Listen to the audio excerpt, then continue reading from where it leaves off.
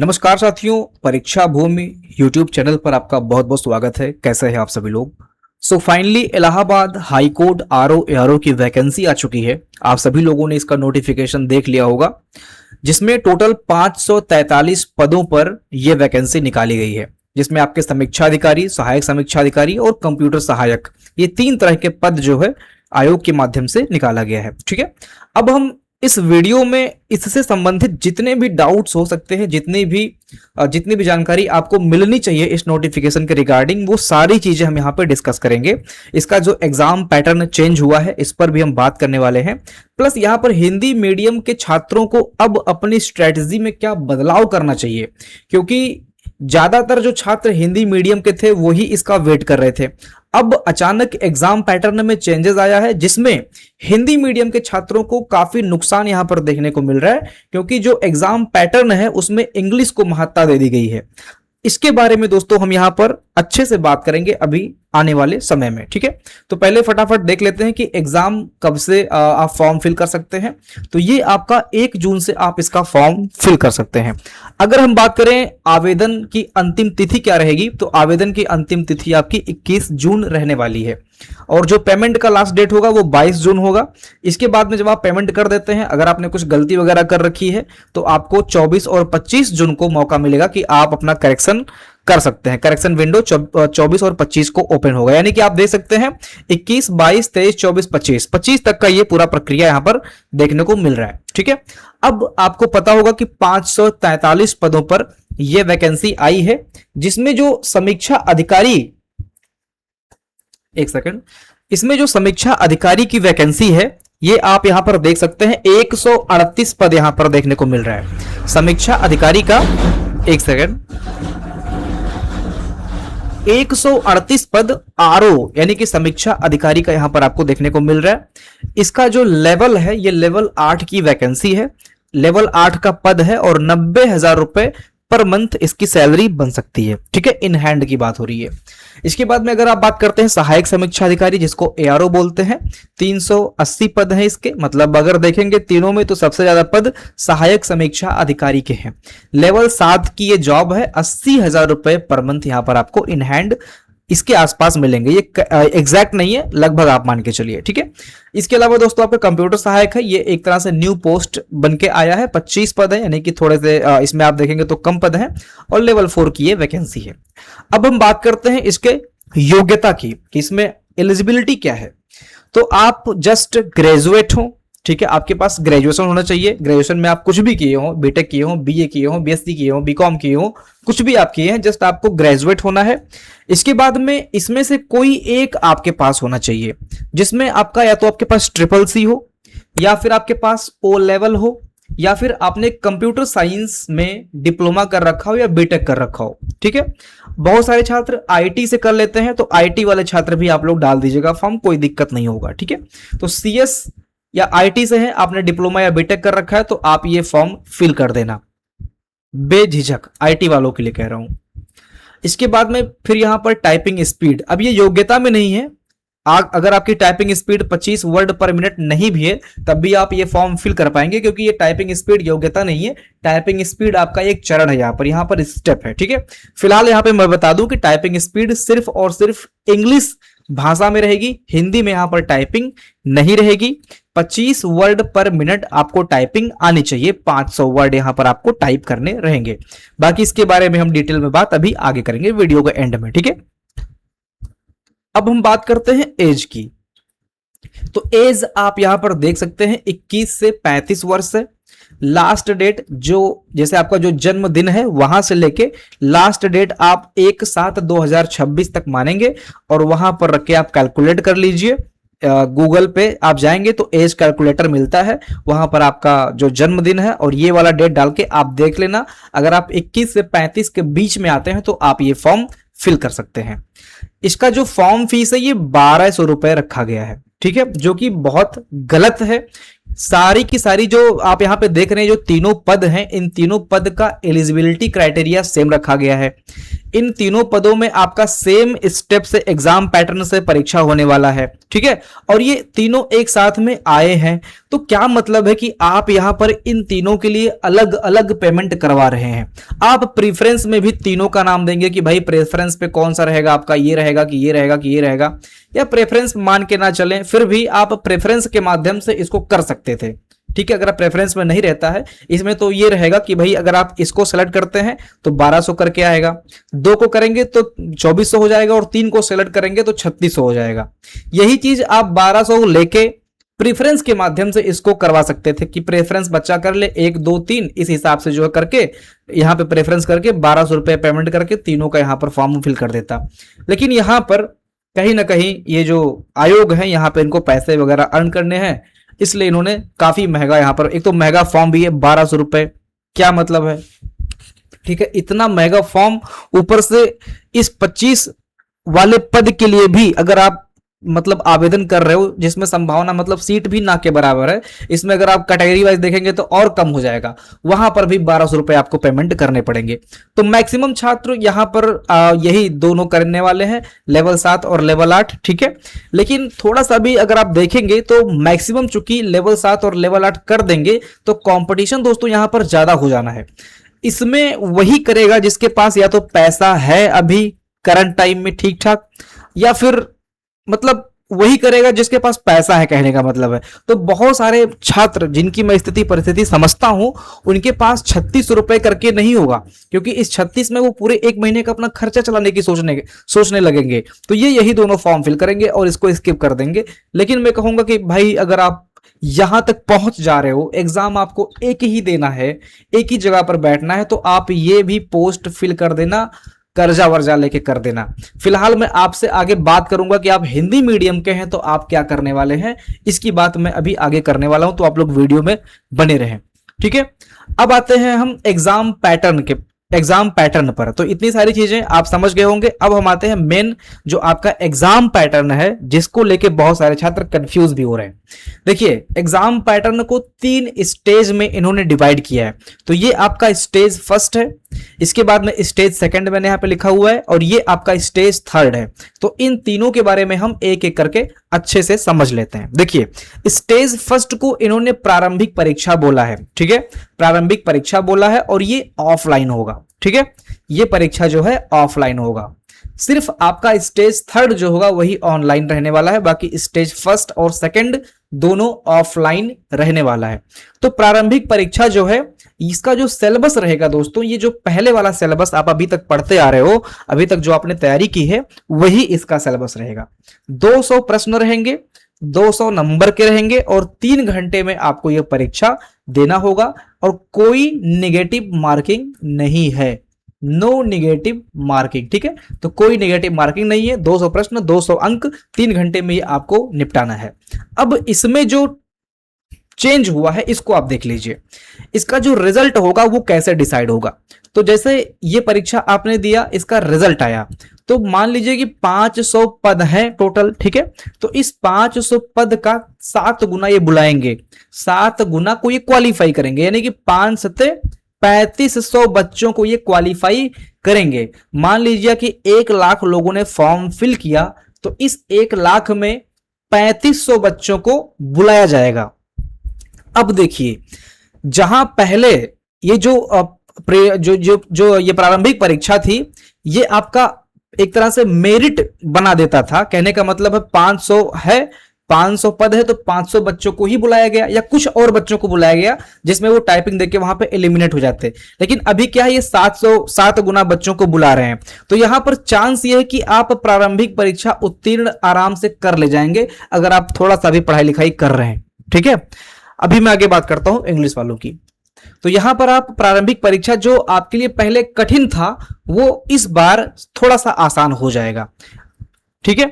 अच्छा, एक बात और ध्यान रखिए कि ये आपको जस्ट क्वालिफाई करना है। अगर आप इस 3500 में अपना रैंक बना लिए और ये पहला स्टेज आपने क्वालिफाई कर लिया, तो इसका नंबर अगले स्टेजेस में नहीं जुड़ेगा, ठीक है। ये प्रारंभिक परीक्षा है, सिर्फ ये क्या है, ये सिर्फ और सिर्फ प्रारंभिक परीक्षा है, इसका नंबर अगले स्टेज में नहीं जुड़ेगा। यानी कि जो नंबर जुड़ेगा वो स्टेज 2 और स्टेज 3 का होगा, ठीक है।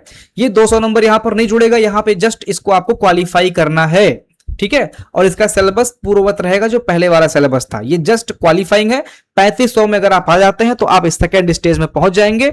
और इसमें अगर बाई चांस आपके नंबर कम है, हालांकि इसमें कोई फर्क ही नहीं पड़ता, जस्ट क्वालिफाई करके आपको बता दिया जाएगा, तो इससे कोई फर्क पड़ने वाला नहीं है, ठीक है। अब हम आते हैं सेकेंड स्टेज पे। सेकेंड स्टेज में क्या होगा, यहां पर दोस्तों बहुत ज्यादा मैटर हुआ है, big loss for Hindi medium, ठीक है। अब यहां पर बहुत सारे छात्र ऐसे हैं जो कह रहे हैं कि रिवाइज करके इसका सिलेबस या इसका एग्जाम पैटर्न आना चाहिए। तो दोस्तों मैं आपको बता दूं कि हर जगह पर आपके अनुसार चीजें नहीं हो पाएंगी। जैसे अभी यूपी ट्रिपल एससी का जो लेखपाल धांधली वाला मैटर है, इसमें देखिए लोग कितना संघर्ष कर रहे हैं, फिर भी आपके अनुसार चीजें नहीं हो पा रही है, जबकि वहां पर करप्शन है। और यहां पर ऐसा कुछ नहीं है कि करप्शन वगैरह की बात देखने को मिल रही है, यहां पर जस्ट सिलेबस चेंज हुआ है, एग्जाम पैटर्न चेंज हुआ है। जैसे यूपी ट्रिपल एससी ने अपना एग्जाम पैटर्न चेंज किया था, इसी प्रकार से इलाहाबाद हाई कोर्ट ने अपना एग्जाम पैटर्न चेंज किया है।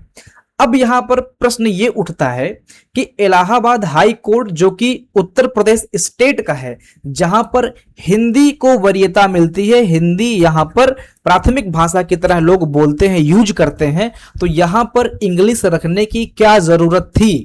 यही पॉइंट है दोस्तों जो कि आयोग को, इलाहाबाद या एनटीए को, या जो भी परीक्षा निर्माण एग्जाम पैटर्न में शामिल थे, उनको सोचना चाहिए था कि ये हिंदी यहां पे चूंकि प्राथमिक भाषा है, तो यहां पर सेकेंड स्टेज में इंग्लिश को क्यों रखा गया? और अगर इंग्लिश को रखा गया है, ठीक है, और अगर इंग्लिश को रखा गया है तो हिंदी को भी रखना चाहिए था। अगर आप 25 नंबर का इंग्लिश कर लेते, 25 नंबर का हिंदी कर लेते, जिसमें आप हिंदी अच्छे लेवल का पूछते, कहने का मतलब है डेप्थ में जाके पूछते, जो अभी तक हिंदी की तैयारी किया है उसको हिंदी पे बढ़त मिल जाती, और जो इंग्लिश पढ़ा है उसको इंग्लिश पे बढ़त मिल जाती। तो ऐसा एक समीकरण बनता कि हिंदी और इंग्लिश वाले छात्र दोनों कहीं ना कहीं बैलेंस में रहते। यहां पे तो आपने सिर्फ और सिर्फ इंग्लिश मीडियम वालों को पूरा का पूरा वरीयता दे दिया है, जैसे यूपीएससी वगैरह में होता है।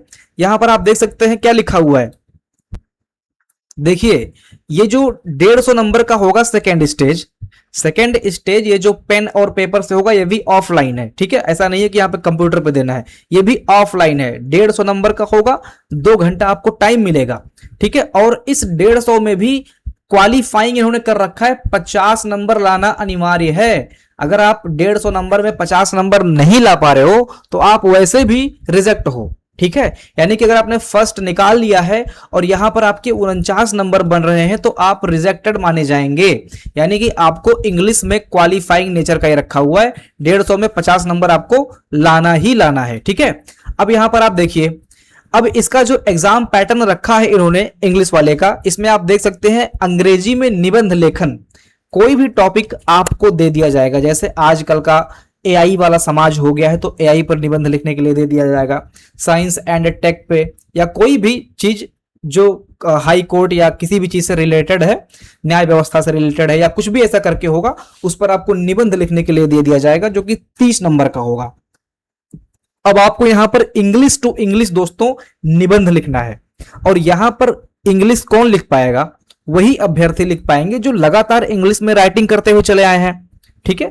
तो यहां पर उनको इस सेक्शन में तो बहुत गजब की बढ़ोतरी देखने को मिलेगी इस वाले सेक्शन में, ठीक है। इसके बाद में है अंग्रेजी में संक्षेपण। इस वाले सेक्शन में भी दोस्तों जो इंग्लिश मीडियम के छात्र हैं, जिसको इंग्लिश लिखना आता है, उसको यहां पर इस वाले सेक्शन में भी बढ़ोतरी देखने को मिलेगी, यहां पे उनको फायदा देखने को मिलेगा। और यहां पर इन दोनों सेक्शन में हिंदी मीडियम के छात्रों को बिग लॉस देखने को मिलेगा, ठीक है। इसके बाद में है हिंदी से अंग्रेजी से हिंदी। तो अंग्रेजी से हिंदी में कहीं ना कहीं अगर आपका वोकैब वगैरह ठीक ठाक है, जैसे जो लोग एसएससी वगैरह की तैयारी कर रहे हैं, इंग्लिश पढ़ते चले आ रहे हैं, या बैंकिंग की तैयारी कर रहे हैं, वो भी अगर इसको देते हैं और पहला क्वालिफाइंग वाला नेचर क्वालिफाई करके यहां पे पहुंच जाते हैं तो उनके लिए भी ये आसान हो जाएगा। ठीक है, उनके लिए भी ये आसान हो जाएगा। अगर वोकैब वगैरह सही है तो आप यहां पर आराम से ट्रांसलेट कर सकते हो। तो यहां पर थोड़ा सा चांस बन जाता है कि अंग्रेजी को हिंदी में आप ट्रांसलेट कर लेते हैं, लेकिन दिक्कत फिर यहां पर आ जाएगी कि हिंदी से अंग्रेजी ट्रांसलेशन में फिर से यहां पर किसको बढ़त मिलेगी? अगर थोड़ा सा भी लेवल अप करके देता है, जैसे छोटे मोटे लेवल का रहेगा तब तो कर ले जाएंगे, हिंदी भाषी छात्र भी कर ले जाएंगे, या हिंदी जानने वाले थोड़ा सा भी अगर कोई इंग्लिश जानता है तो वो कर ले जाएगा। लेकिन अगर बड़े बड़े एडिटोरियल और बड़े बड़े कुछ ऐसे वोकैब जो कि बिल्कुल कॉमर्शियल है या न्याय से संबंधित या कुछ ऐसे वोकैब आ रहे हैं जो बहुत कठिन लेवल के हैं, तो यहां पर फिर तो दिक्कत फिर से होने वाली है। ठीक है, और इसके बाद में आपका आता है अंग्रेजी का अपठित गद्यांश, और ये 40 नंबर का है। यहां पर भी अगर कठिन दे देगा तो फिर कहीं ना कहीं बच्चों को दिक्कत हो सकती है। अगर थोड़ा सा भी मॉडरेट या इजी स्तर का आएगा तो आराम से बच्चे कर ले जाएंगे, अपठित गद्यांश कर ले जाएंगे। ठीक है, इसमें दिक्कत नहीं होना चाहिए। ये कॉम्प्रहेंशन ही है वही कि यहां पर कुछ लिख के दे देगा और यहां से प्रश्न बनेगा ABCD और इसी में से आपको छांट के लिखना होगा। ठीक है, तो ये थोड़ा सा आसान तो हो जाएगा, लेकिन अगर कठिन देगा तो यहां पर भी दिक्कत होगा। कुल मिला के मैं कहना चाहता हूं कि यहां पर जो इंग्लिश मीडियम के छात्र हैं ये पूरा का पूरा बाजी मार लेंगे दोस्तों। अब देखिए यहां पर ऐसा हुआ क्यों है। आपको पता है कि हाई कोर्ट है, अब हाई कोर्ट में बहुत सारे जैसे इसके पहले जो समीक्षा अधिकारी बने होंगे या सहायक समीक्षा अधिकारी बने होंगे या जो भी इस पद पर होंगे, उनको कहीं ना कहीं जब वो काम कर रहे होंगे या कुछ ऐसा रिक्वायरमेंट पड़ा होगा, तभी मतलब उस माहौल को चेंज करने की जरूरत पड़ी होगी। हो सकता है इसीलिए इन्होंने इस पैटर्न को चेंज किया हो, क्योंकि हाई कोर्ट है तो हाई कोर्ट में कोई जरूरी नहीं है कि उत्तर प्रदेश के हिंदी भाषी जज होंगे, हिंदी भाषी वकील होंगे, ऐसा नहीं है। अदर राज्यों के भी वकील या जज यहां पर नियुक्त होते हैं। मान के चलिए कि 5 से 6% जज या वकील ऐसे होंगे जो शायद हिंदी ना बोलते होंगे, वो इंग्लिश में ही करते होंगे। तो कभी कभी जब उनका मुद्दा आता होगा तो वहां पर दिक्कतें उत्पन्न हो रही होंगी, इसलिए इन्होंने जो है ये पूरा का पूरा मैटर चेंज कर दिया है। अब आने वाले समय में अब इतना जान लीजिए, ये जो आरओ का क्रेज हिंदी भाषी छात्रों में होता था वो बिल्कुल खत्म हो जाएगा, और यहां पर जो बढ़ोतरी मिलेगी अचानक, इंग्लिश मीडियम वाले छात्र तो बहुत खुश होंगे। इनका समझ लीजिए कि 50% कंपटीशन खत्म हो गया।